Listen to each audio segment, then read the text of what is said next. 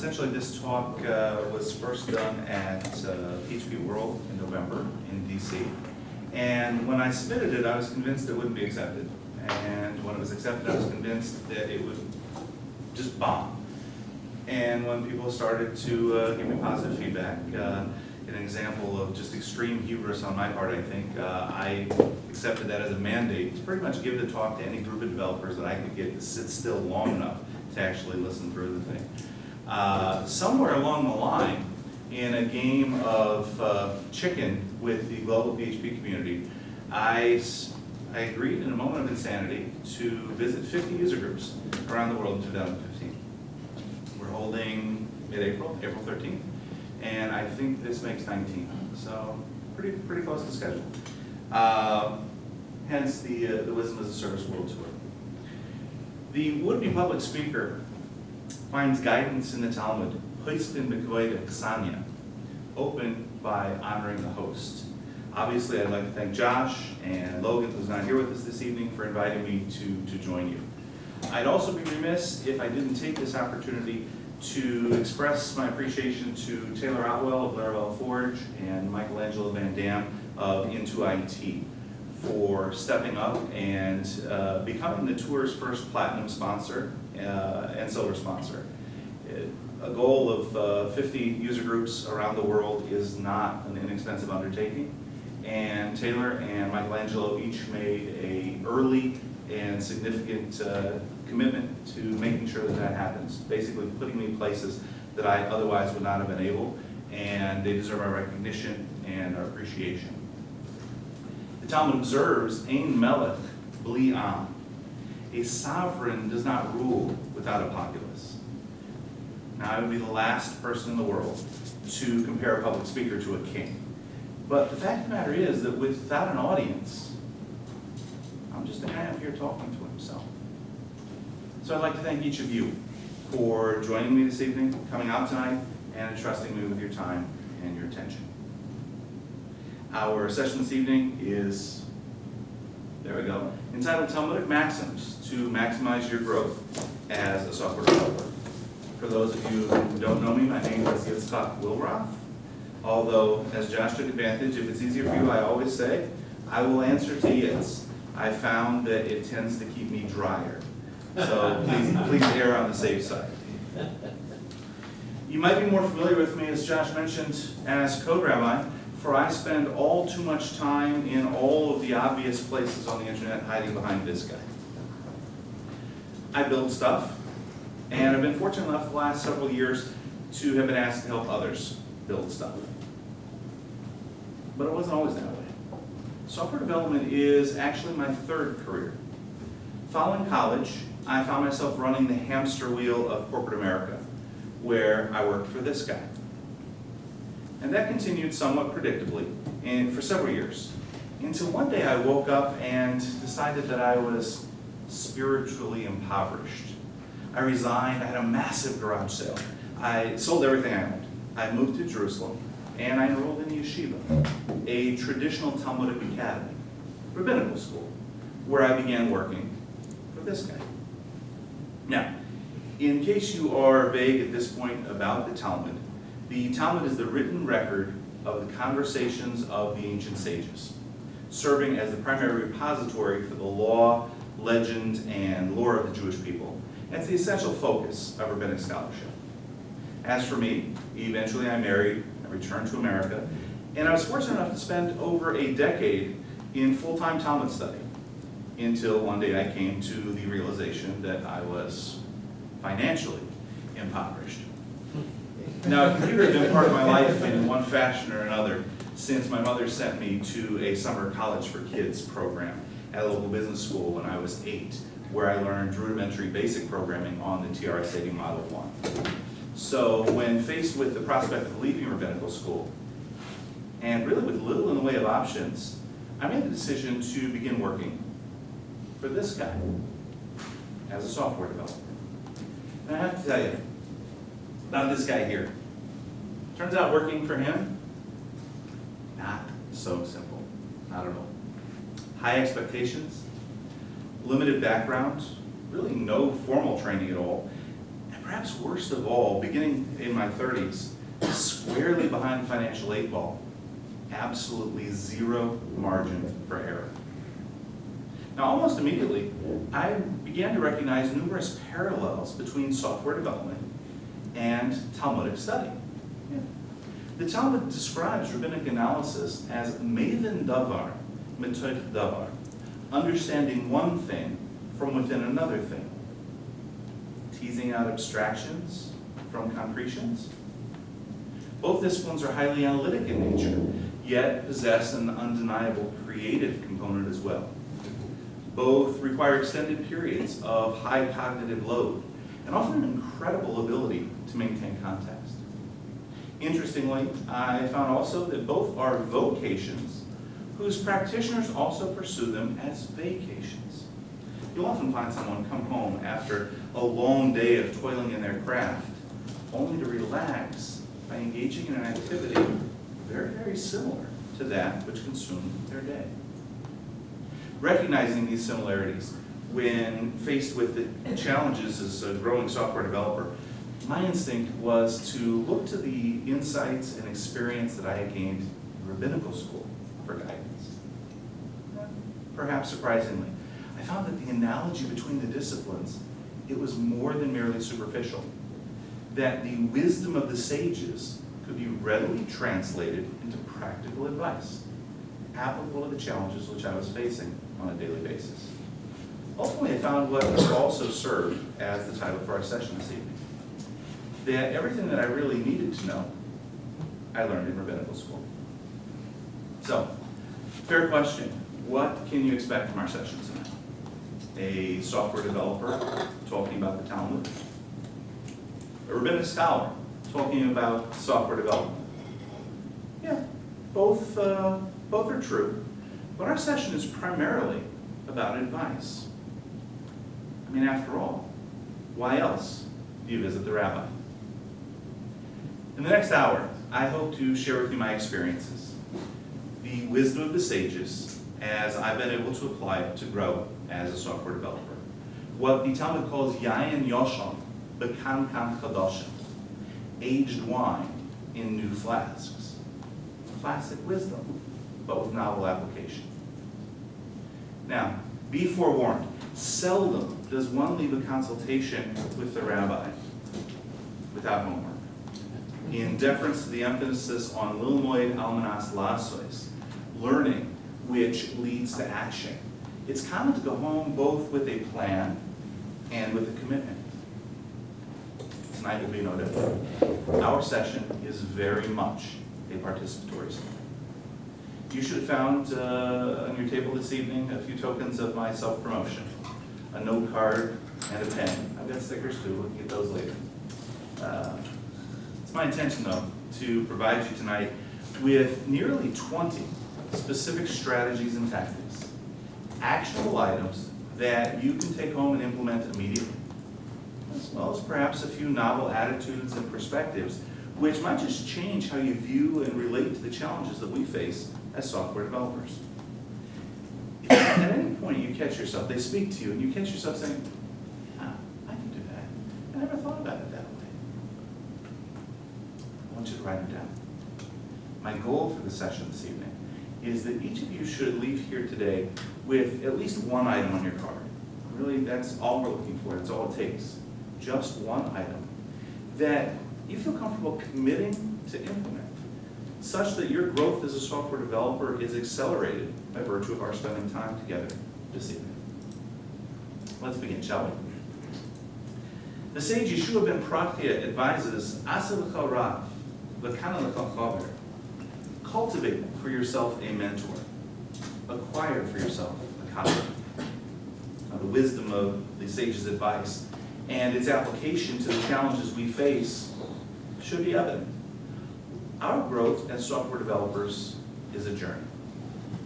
And what journey isn't enhanced by the counsel of a wizened guide and the fellowship of trusted companions?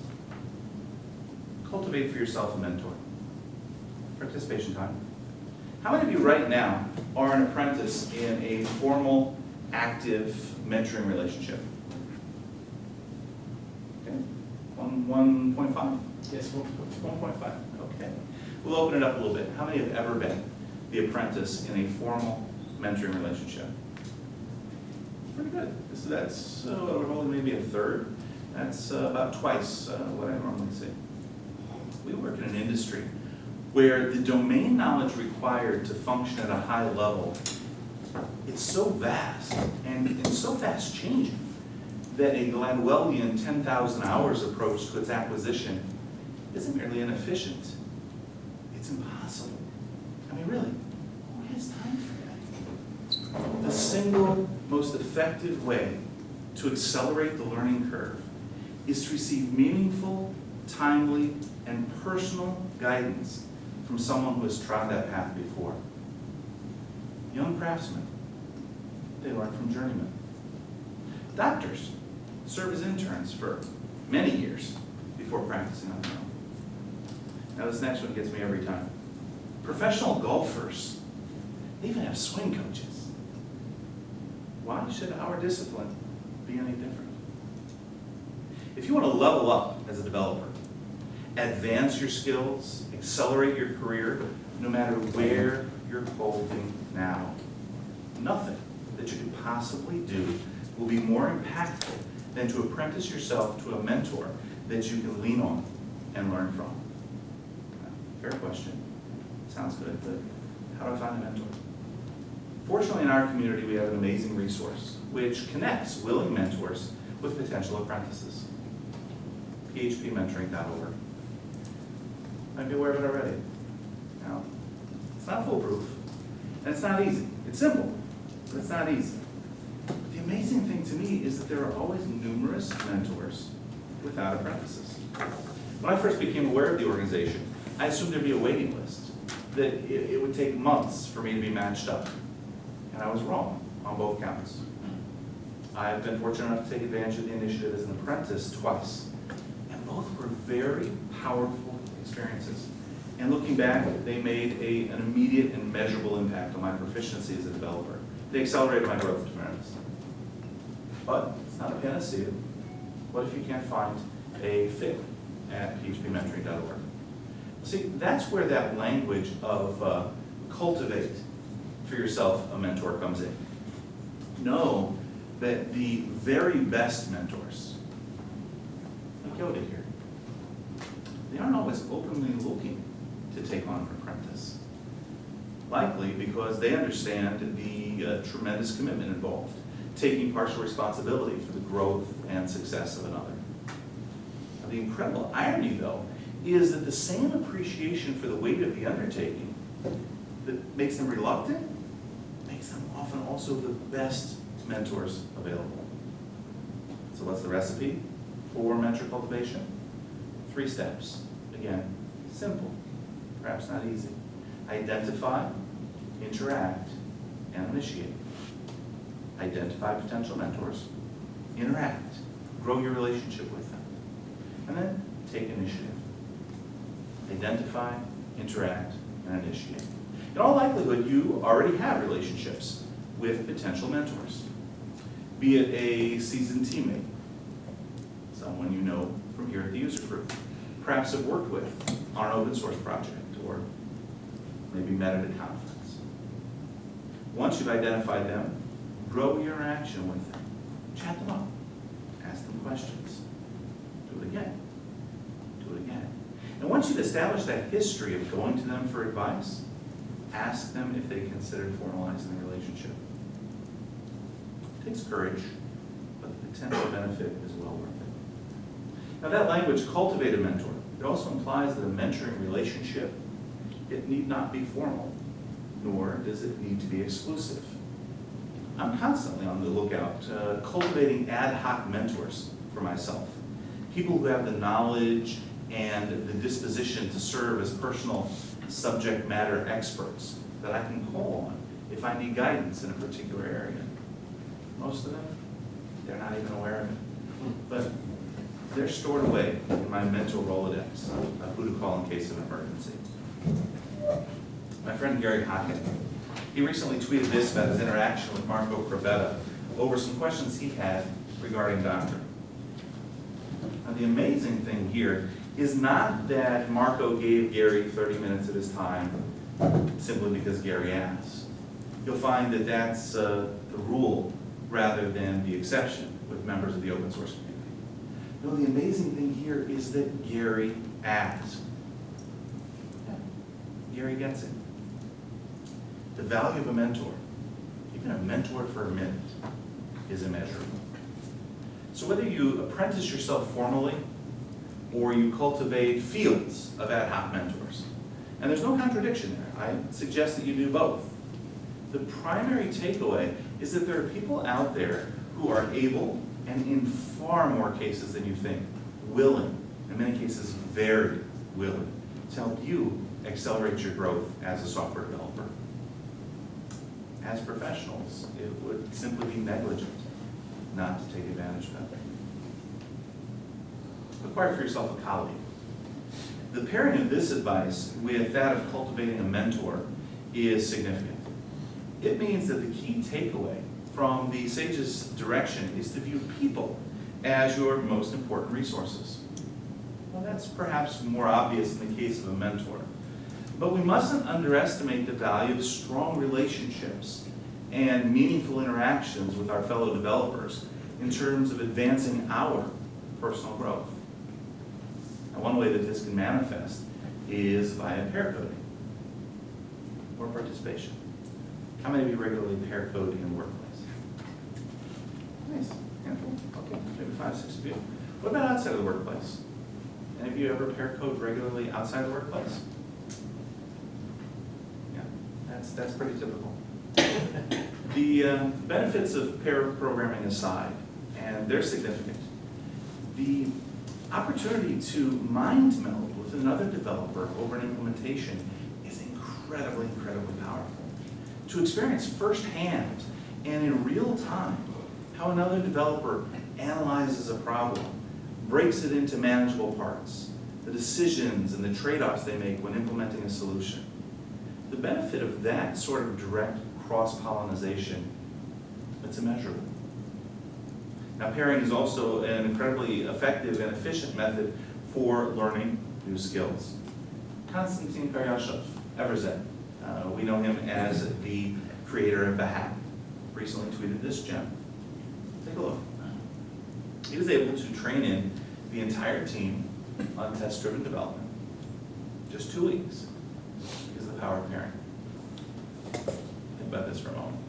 Entire team, test-driven development. 0 to 60, 2 weeks. Why? How? By leveraging pairing. Konstantin gets it. Pairing works. Know, however, that skill building via pairing isn't limited, though, to young developers. Whether it's a new algorithm, a debugging technique, perhaps an expanded naming vocabulary, even helpful keyboard shortcuts, it's difficult to pair at any level and not walk away from the experience having integrated something new and valuable into your practice. And the exciting thing is that we have technology available today to be able to pair code remotely and relatively painlessly.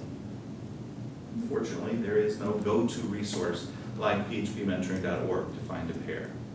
The most obvious place to pair code does remain the workplace. I mean, for the most part, everyone's in the same place at the same time and working on the same things.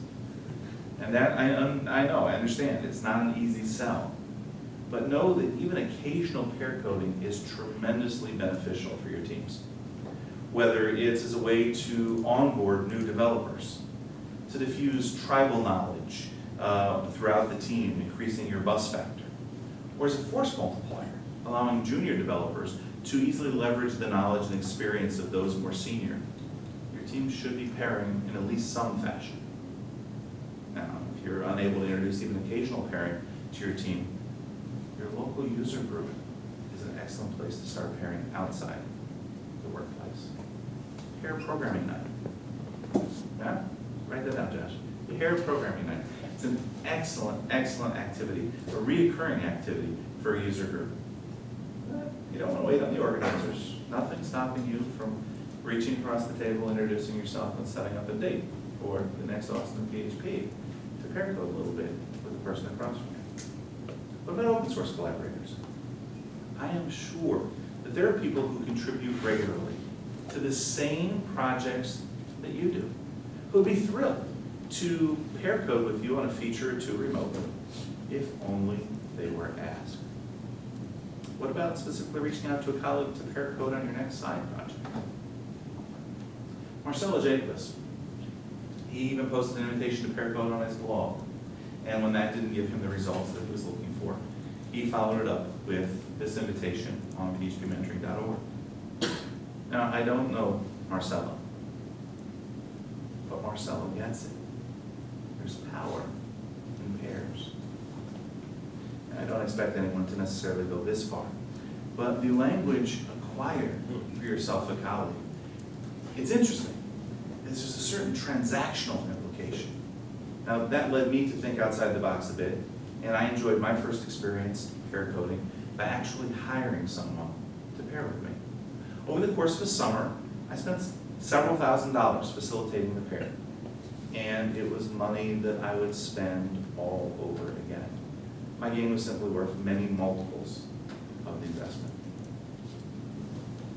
Now, if you're unable to pair with a colleague for whatever reason, perhaps the next best thing is to engage in regular code review. One more time. How many of you have regular code review at work? I see a lot of hands this time. Okay, hold on. Of you, how many of you engage in regular code review outside the workplace? Every single time. The vast majority of people, their hands get tapped right about the time I ask that question. Every time. It's interesting, no? Our employers are more heavily invested in code review than we are. Not surprised. The fallacy of viewing code review as merely a mechanism for enforcing coding standards or protecting the build is a relatively common one. The fact of the matter, though, is those are at best tangential benefits to the practice of code review. The primary beneficiary of code review is the coder rather than the code. And if you're not engaging in regular code review, both inside and outside the workplace, you're missing an excellent opportunity for growth. Both the process of having your code reviewed by a peer and by reviewing another's code regularly, it offers you considerable leverage in terms of growing your tactical skills as a developer. Now, the fair question, again, how does one go about arranging a code review outside the workplace? Simple. Find a code review buddy. Offer review the code of someone else if they'll return the favor. Approach somebody in your local user group, someone who contributes to the same open source project that you do. I don't care. Someone who hangs out in the same IRC chat room that you do. It really doesn't matter. My friend Yitzchok, he even went so far as to tweet an open offer to review other people's code. Yitz gets it. He recognizes that code review benefits the reviewer as much as the reviewee. And he took the initiative to put himself in a place where he'd be able to engage in more of it. Rowan Merriwood, he recently tweeted this open request for feedback and review. I've not yet met Rowan, but Rowan also gets it. I throw this one in. My friend JT Grimes, she tweeted this in an effort to find a code review buddy shortly after hearing this talk in November at PHP World. JT gets it. And the reason that I include this one is because, as good tweets sometimes do, it spurred a flurry of tweets. In the next 45 minutes or so, we managed to match up 12 pairs of code review buddies. 45 minutes. People responding to this tweet, my response to this tweet, and the ball started rolling, and we had 12 pairs matched up within 45 minutes. I haven't checked in here in the last couple of months, but at the 90-day mark, we still had 4 pairs that were actively reviewing each other's code. That meant 4 pairs were putting eyes on code an hour per week for the other person. All 45 minutes on Twitter. Side projects. Another fantastic opportunity to leverage your peer relationships to foster your growth. Think about it. The next time you begin a side project, resist the urge to go it alone or to immediately open its contributions from the greater community. Instead, invite just one or two others to work with you closely on it. Maybe form a learning group with a few of your peers. My friend Jeff Kruth, the co-host of the Loosely Coupled podcast, he recently has organized the second iteration of the Dev Book Club, leading a bi-monthly discussion as a small group of talented developers work their way through challenging texts on software development using Google Hangouts. It's been a tremendous learning experience for everyone involved. Jeff gets it. And these groups, they need to be ongoing. My friend Sean McCool, over the past few months, has initiated a number of ad hoc topic-focused hangouts, very much like the open spaces gatherings at conferences. Sean gets it. If there's an issue that you'd like to explore more deeply, set up a hangout. Send a few invitations. Explore it with your peers. My friend Kayla Daniels, the host of No Capes, she recently launched DoYou.Computer as a way to facilitate discussion between developers on algorithms and coding challenges. Kayla gets it. The benefit of the discussion far outweighs the benefit of working through the problems themselves. Now, I've not met Richard Dalton. Richard gets it. Think about it. A conference, no speakers, just sessions where you get paired up randomly and teach and learn with another person. For the record, I'd absolutely attend a conference like that. Not sure that it's practical. I don't know that we'll see it anytime soon, but I could definitely see it as a regular user group activity. Know also that the power of peers is not limited to learning. My friend Lee Tingham, the author of the excellent 11k.io newsletter, looked to leverage a peer relationship for accountability. Lee gets it. The possibilities, they're endless. But it all begins with your viewing your peers as valuable resources. The Talmudic sage, Rabbi Hanina, reflects, Harbe lomadati meruboisai. Much have I learned from my mentors. Umichaverai yaisu meruboisai. And more from my colleagues than from my mentors. Umitalmudai yaisu mekulam. And from my students, more than all of them.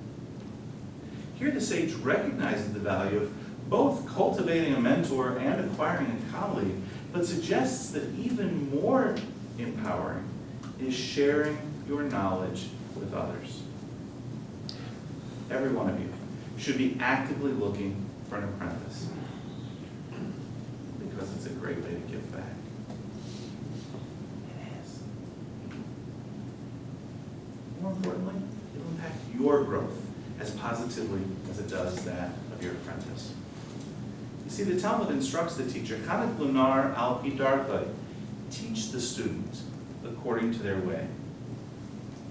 If one wishes to truly reach a student, perforce they must speak in the student's vernacular. Now the wisdom here, it isn't merely prescriptive, but it's descriptive as well. The process of teaching another causes you to view the material as they would, which opens your mind to new insights and greater understanding. And don't think that you don't have anything to offer an apprentice, please.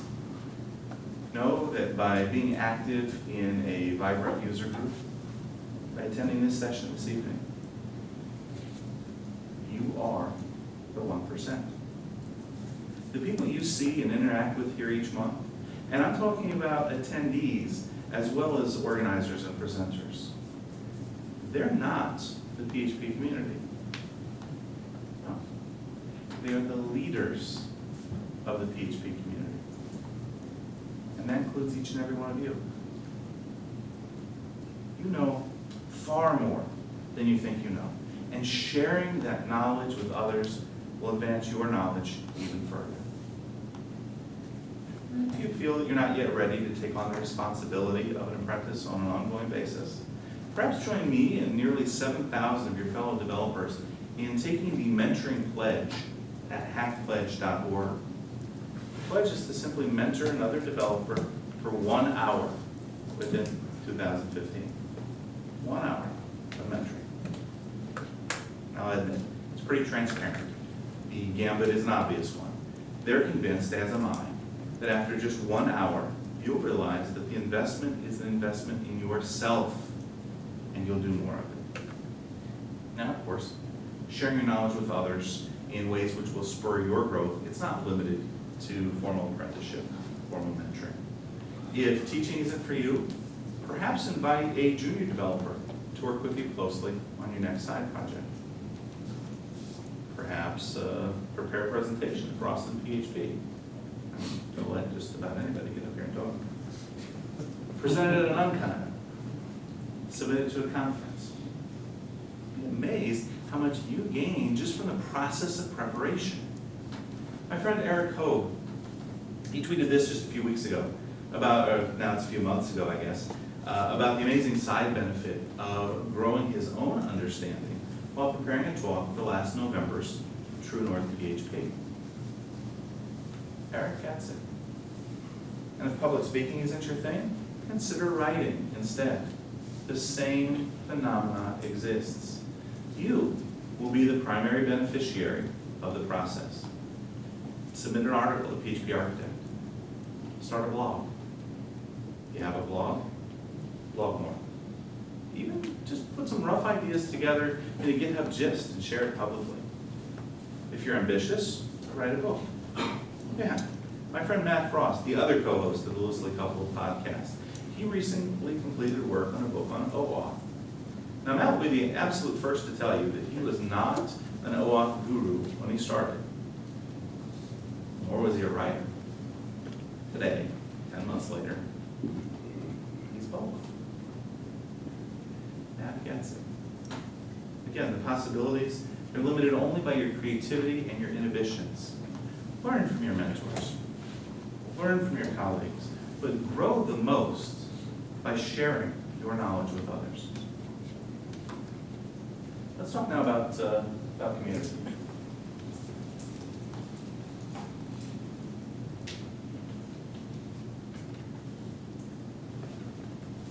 The Talmud takes the existence of a vibrant community pretty much for granted, even going so far as to suggest that real learning doesn't exist ela b'chavura, but as part of a group. Few in our community are truly self-taught, but as a community, we self-teach. The resources which are available to us today are incredible, and that's important because the expectations placed upon us today as developers are incredible. The Talmud's wisdom regarding community is pretty straightforward. It admonishes us al tifrosh min hatzibur. Do not separate yourself from the community. The Talmud recognizes that the community is our lifeline, and without it, we are adrift. The application, also straightforward. There is nothing to be gained by blazing a trail if a path to your destination already exists. Whenever possible to leverage the community to acquire knowledge and more easily advance your growth, do so. The sage Shimon ben Zoyma taught, Ezahu chacham, ha'loimed mikol adam. Who is wise? One who learns from everyone. That's another maxim which is both descriptive as well as prescriptive.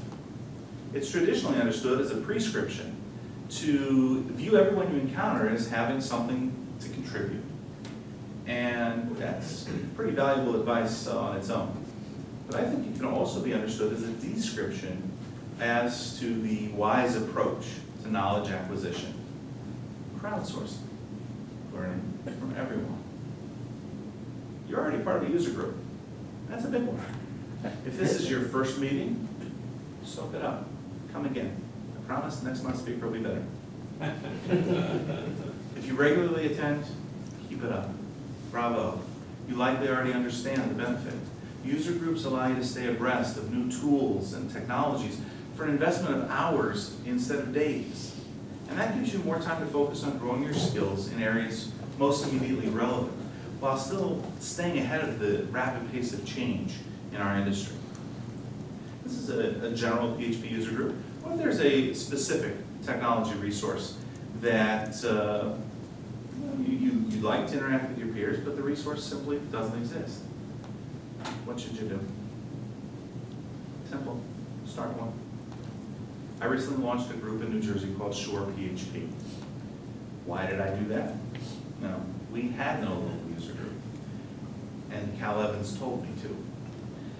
Recently, Cal has put together a wonderful initiative called Nomad PHP, a virtual user group. Now, at the beginning of each session, though, he's quick to disclaim that Nomad PHP should not be a replacement for your local user group. So each month, he ends up answering the unasked question, well, what if I don't have a local user group? By saying, you're it. Start one. Now, hearing that several months running, I finally I got tired of it. I followed his advice, and in doing so, fulfilled the Talmud's directive, "B'makom she'ein anoshem, li'ishtadel li'yos ish." In a place where there is nobody, endeavor to be a somebody. Cal Evans gets it. As a community person, he innately understands that the more one interacts with the community, the more one gives to the community, the more one receives in return. Similar in many ways to a user group or conferences. They give you an incredible amount of leverage, allowing you to plug into the breadth of the development community very easily. A conference can be as valuable as easily as a year's worth of user group meetings, and it takes place all in a single weekend. Now, regarding conferences, don't overlook the hallway track. The sessions are fantastic, but the opportunity to cross-pollinate with such a wide cross-section of the community, it shouldn't be underestimated, nor should it be missed. And this thing we call the community, it's not strictly physical. The virtual PHP community is immense. IRC, YouTube, blogs, mailing lists. If you're not connected to the virtual community, you're missing out. You really need to plug in. That could be a talk on its own. I'm going to focus just on one area, one aspect of the virtual community, and that's Twitter. Beyond the social element, and that shouldn't be discounted, it's the virtual hallway track. Twitter has been an incredible resource for me as a continuous feed of curated links to tools and articles and people, videos, blog posts, projects, technologies. No, I don't have time to consume them all. But I use an archival app that stores the links. And anytime I need to do further research on a project, I first search against that repository, against that knowledge base. And very often I don't need to go further. As a freelance consultant, simply being so aware of developments within the industry has been immeasurably valuable. Admittedly, engaging with the virtual community productively, it takes discipline. If you follow Code Rabbi, you already know I don't always have that discipline. But if used judiciously, it's a tremendous resource. And let's not forget open source. If you're not contributing to open source, you're doing yourself a disservice. I'll let you all in on a little secret. The open source community, it doesn't need any single developer. But every single developer needs the open source community. Developing software with a large group of your peers, it's a transformative experience. And as professional developers, you need to be a part of it. What I hear most often is that people just don't know where to start. And just a couple of weeks ago, I found a wonderful resource someone suggested to me, upforgrabs.net. It's a curated list of open source low-hanging fruit, issues and features that are perfect for the beginner to ease their way into open source. It's kind of a double-edged sword, though. The good news is, if you're unsure of where to start, check it out, upforgrabs.net. The bad news is, you no longer have an excuse. If you're unable to connect with a project, know that you can still gain many of the benefits of participating in open source by simply releasing your own code into the wild. See, that's the beauty of the open source community. You don't have to go looking for them. Give them an opening, and they'll come looking for you. My friend Sketch recognized this when he made this pledge to code entirely out in the open for 2 months. Sketch gets it.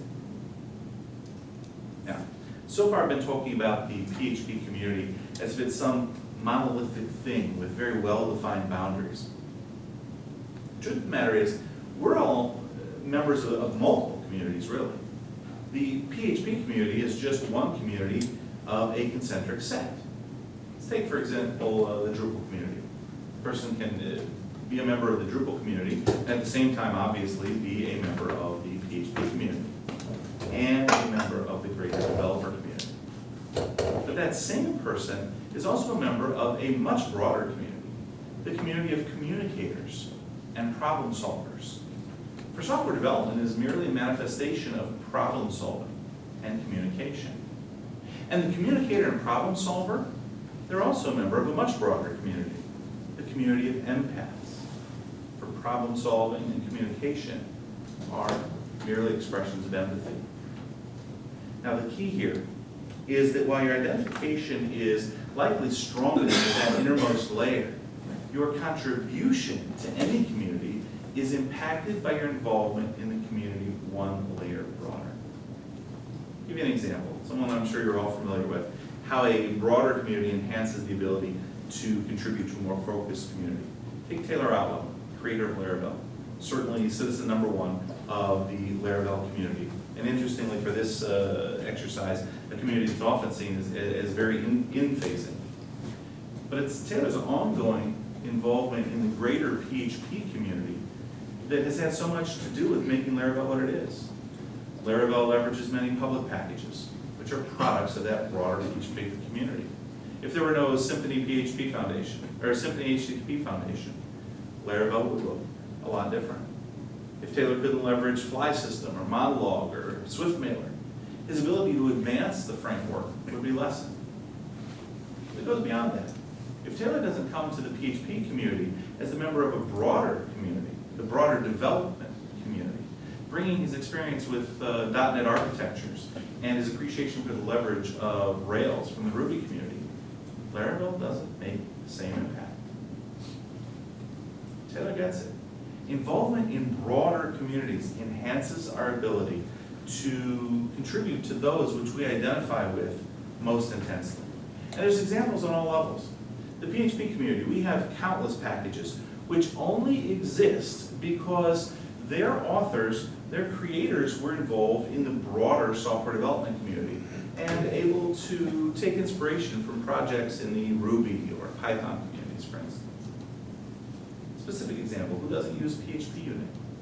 We have that essential tool available to us in the PHP community because Sebastian Bergman, involved in the greater software development community, was able to leverage his familiarity with JUnit from the Java community. I haven't managed to meet Sebastian yet, but Sebastian gets it. And how many RFCs for PHP merely replicate constructs found in other languages? How slowly would PHP advance if the internals group looked only inward and not also outward? And the software development community has gained tremendously from the community of communicators and problem solvers as well. Enamored of late with domain-driven design. And I had an interesting conversation at last fall's DDD exchange. Eric Evans, the creator, the grandfather, we'll say, of domain-driven design. He approached me after it was over and engaged me in a conversation. We probably spent 20 minutes talking about similarities between Talmudic analysis and its focus on deriving law from concrete examples, with deriving abstractions and general principles from examples with domain experts. It was very, very obvious. I kept wanting to steer the conversation back to software development, and Eric kept wanting to steer it back to problem solving and communication. It was very clear that first and foremost, Eric is a problem solver and a communicator, and that manifests only then by software development. Consider design patterns. Where do they come from? Kent Beck and Ward Cunningham introduced them to the software development community at the OOPSLA conference in 1987. But where did they draw inspiration? From the work of a member of the broader community of problem solvers and communicators. A professor of architecture, and in this case I mean brick and mortar architecture, Christopher Alexander. I mean, I'm not qualified to say this, but certainly can and would get it. Now, where am I going with all this? There comes a point beyond which identification with a narrow community lessens our involvement in broader communities. The very involvement which breathes life and vibrancy back into the more narrow community. The Talmud refers to this as the proliferation of agudos, factions. The most interesting thing is that the sages of the Talmud derived the prohibition against factionism, called lo tisgoidedu, by logical inference from the prohibition against self-harm.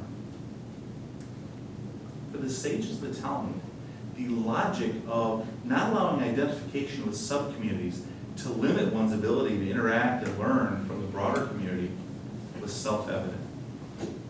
Take a look around. Look at everybody else in the room. What do you see? Symphonites, Letterbalon, Zendocrats, Arans, Cakists, Falconistas, Selexi, Slamaxim, Drupalos, Magentalogs, WordPressers, Joomloids, Yologens, Lithiumodes, Codenaturels, Coenitos. No. You see the PHP community. And if you look more closely, you see software developers. And more closely yet, you see communicators and problem solvers. And if you're somebody who gets it, you're looking even further, and you see empaths. The advice here is simple. Break out of your shell. Push your own boundaries. If you're a symphony person, investigate how Zen Framework addresses the same problems. Consider learning another language, even if you're not going to actively use it. Attend a polyglot conference. If you primarily work within an object-oriented paradigm, investigate functional programming. Those are just the technical takeaways. Seize opportunities to cross-pollinate with other silos and other disciplines within your companies. Explore how other industries are addressing the human issues which trouble you about ours. You see, this works from the outside in.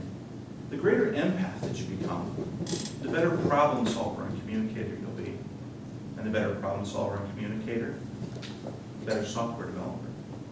And only then, from being the better software developer, do you become the better PHP developer. And only by becoming the better PHP developer can you bring that much more to the community which you identify with most closely. The Talmud's advice regarding community is you should consider it an essential resource. Go outside, engage with it as much as you can. But explore everything that it has to offer and engage with all of it on multiple levels. Finally, let's consider the individual. The Talmud tells the story of Rabbi Akiva, who after being away from home for 12 years to learn in a distant yeshiva, he returns along with several of his students. When they reach the porch of his home, he overhears his wife answering someone who had questioned her judgment in allowing him to be gone for so long in pursuit of his studies. If it were up to me, she says proudly, he could stay for another 12 years. And the Talmud relates that upon hearing this, Rabbi Akiva and his students, they did an about-face. They immediately returned to the distant yeshiva, and they stayed, immersed in their studies for another 12 years. Now, if you're following along, the question should spring to mind. They were gone for 12 years.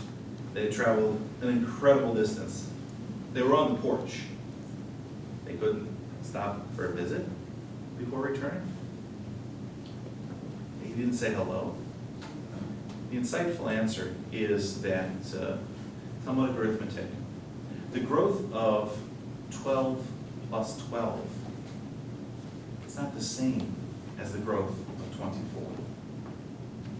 Talmud's perspective on growth in understanding, and that's really what we're talking about when we're talking about growth. It's not just our skills, no. Growing our understanding is that retention is a myth. Yeah. Understanding which is nurtured grows. Understanding which is neglected withers.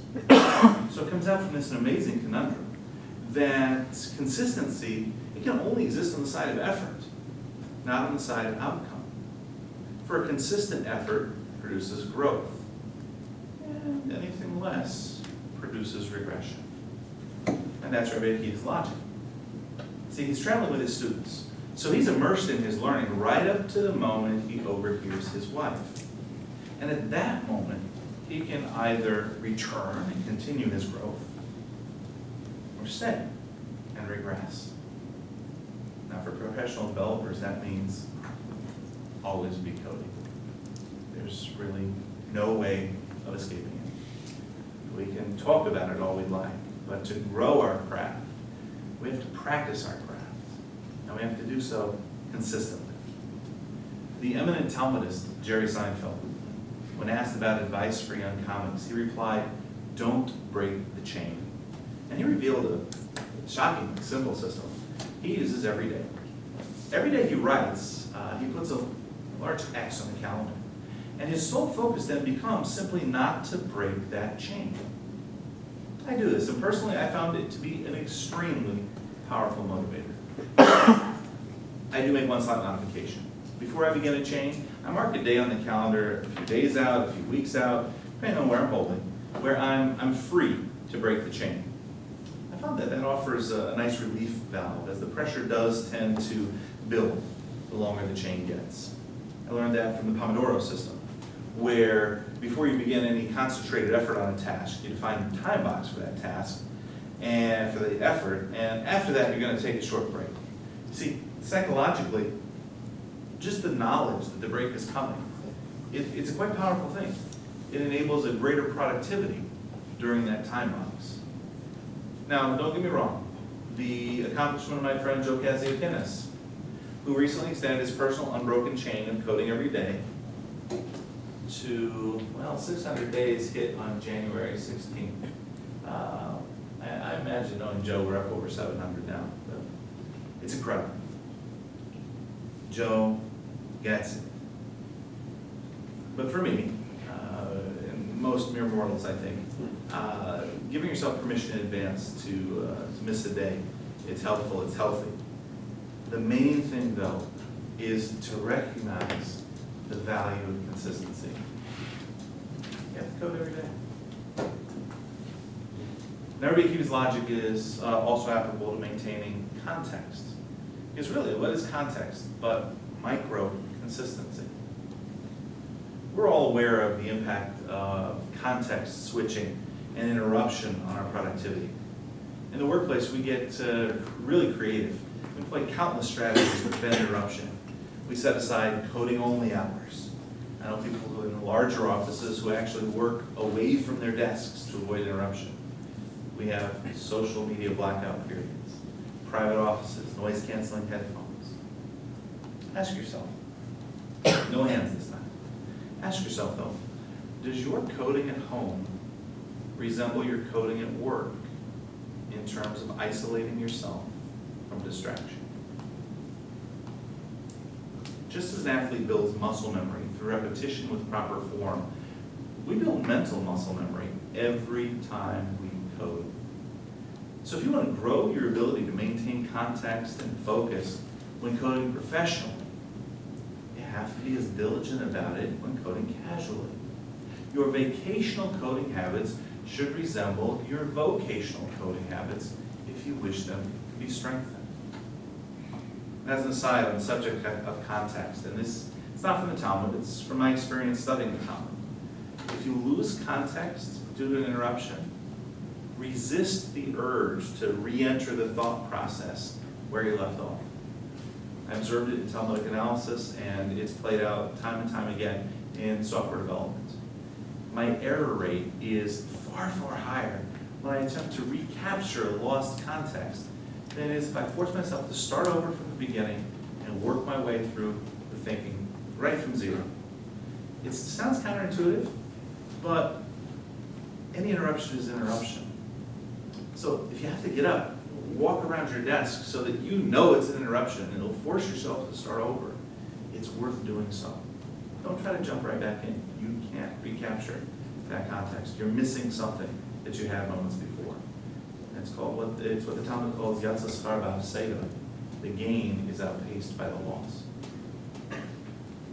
Now the next two wisdoms, they don't source to Talmudic maxims, but to the traditional methodologies of Talmud study. Aside from rigorous analysis, the most salient feature of Talmudic methodology can be summed up really in two words. Verbalized repetition. So we'll talk first about verbalization. The application here is simple. Good developers talk to themselves. Yeah. Since verbalization, it involves different parts of the brain than thought. So the process of rubber ducking and understanding, which is previously entirely mental, necessarily increases that understanding. It's not a case of, well, if you can't explain it, you don't understand it. Rather, by explaining it, you come to understand it better. By rubber ducking regularly, we gain one of the primary benefits of pair coding, even when coding alone. And if you're not religious about TDD or BDD, you should be. You can even realize some of their benefits on software design by forcing yourself to verbalize solutions before implementing. I found that verbalization also improves concentration. If I'm having difficulty maintaining focus or context, I will actually narrate as I code. I do my best Jeffrey Way impersonation, and I describe every line of code as I write it. Yeah, I'm working on it. Now, I should really do that all the time because my focus improves, but the quality of my code improves as well as I gain additional clarity and insight from the act of verbalization. Allow me to digress a moment here. You might have caught that I said there, I don't do it all the time, and I really should. I've said things like that a few times as we've gone on, and that's fine. At the very beginning, I said, we're looking to just get one thing on your card that you can embrace and integrate into your practice. You believe that for what it's worth, and you move on to the next. You can't possibly do all of these things all of the time, but the idea is to take one thing home with you, one thing that you can integrate into your practice. Another great strategy, works somewhat similarly, is preemptive commit messages. Writing your commit message prior to beginning coding. You'll find that your solutions are cleaner, your commits are more granular by adopting that one simple practice. I've also found that being disciplined about diagramming solutions, even the simplest solutions, prior to their implementation, has an observable impact on the quality of my code. You simply cannot use the whiteboard enough. Don't think, however, that verbalization is only a tool to help you plan solutions or to work through challenges. Do an experiment. For an entire afternoon, every time you're about to commit code, did you catch what I did there? An entire afternoon, every time you're about to commit code. The implication is that we're committing code multiple times in an afternoon. Yeah, granular commits. But every time you're about to commit code, rubber duck first. Explain it back to yourself as you'd explain it to another developer. Not only will other members of the team love you, because your commit messages will be more descriptive and actually meaningful, but you'll be shocked how frequently that the exercise causes you to go back and to reconsider and improve your code before making the commit. The times I've done this exercise, I find about 20% of the time, I take my finger off the trigger. I go back and I rework my code. Similar practice which can dramatically improve the quality of your code. And I got this from someone at Berlin PHP meetup afterwards approached me and said that he is very strict about reviewing the diff. Truly reviewing the diff prior to each commit. It sounds simple. He's not talking about looking for code standard violations or debugging messages that he left in or anything like that. No, he works through all of the changes in the diff. Now see, the diff presents it to you in alphabetical order by file, in numerical order by line number, completely a different order than you implemented it in. You probably thought of it in logical layers. So by forcing yourself to work through it mentally in that completely different order, it serves as a fantastic sanity check on your implementation. It magically almost removes blind spots that you may have been unaware of along the way. It's like a one-person code review. Now regarding repetition, the Talmud observes,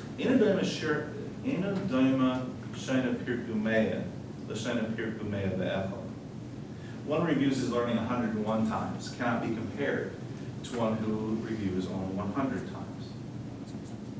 Now, obviously the Talmud doesn't consider repetition to be about retention.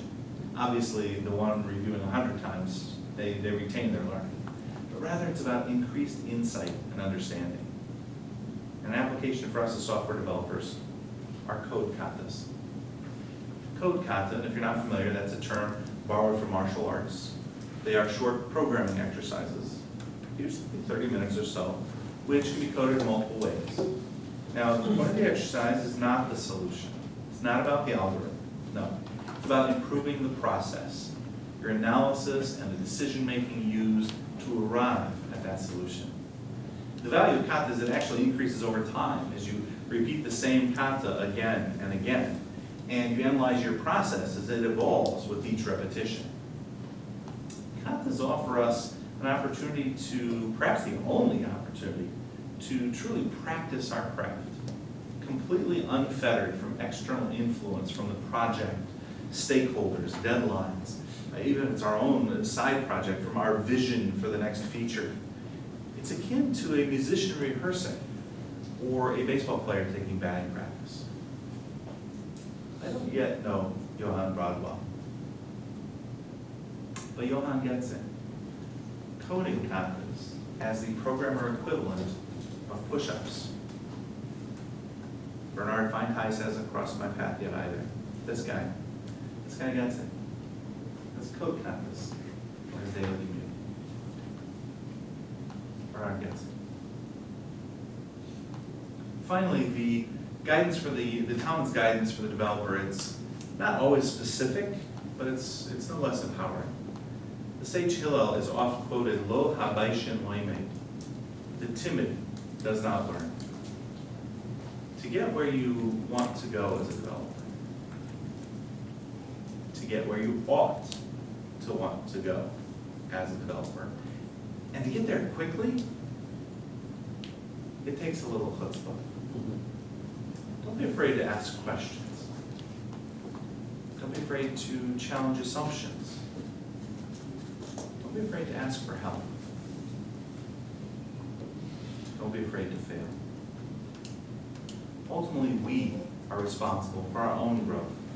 So it's imperative not to allow our inhibitions to slow our advance. Timid does not learn. Someone relates another story of Rabbi Akiva, how he was inspired to begin his studies at what was considered then the advanced age of 40, when he encountered a large boulder with a hole bored through its entirety by the steady drip of water from an overhang.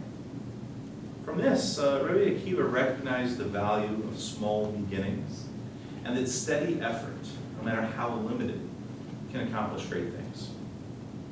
The Talmud observes the kolos koshios. All beginnings are difficult.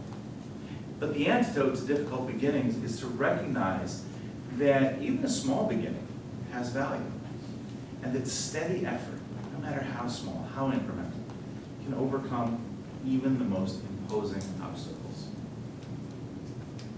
Confession time. That's my first open source contribution. Yeah, a grammar and style edit to PHP the right way.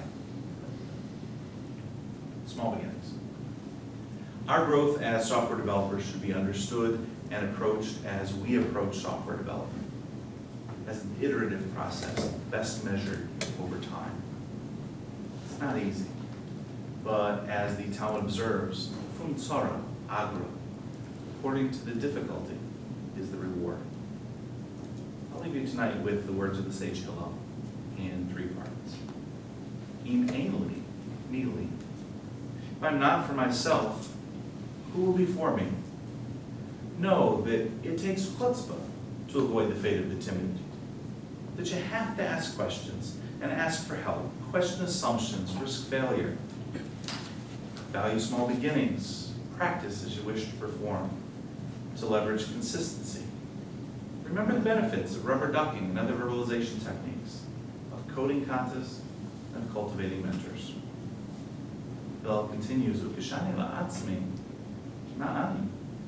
But if I'm only for myself, what am I? It's imperative to interact with the community on all levels and to avoid the trap of factionism, to value learning together with our peers, pair coding, code reviews, conferences, and user groups, sharing our knowledge with others, stepping up to fill a void. At this point, I hope that each of you has at least one item on your card, something that you can take away and implement to accelerate your growth as a developer. That's it. I've done what I can do. That's all I've got. The rest is up to you. So I'll conclude, as did Hillel, by asking, if not now, when?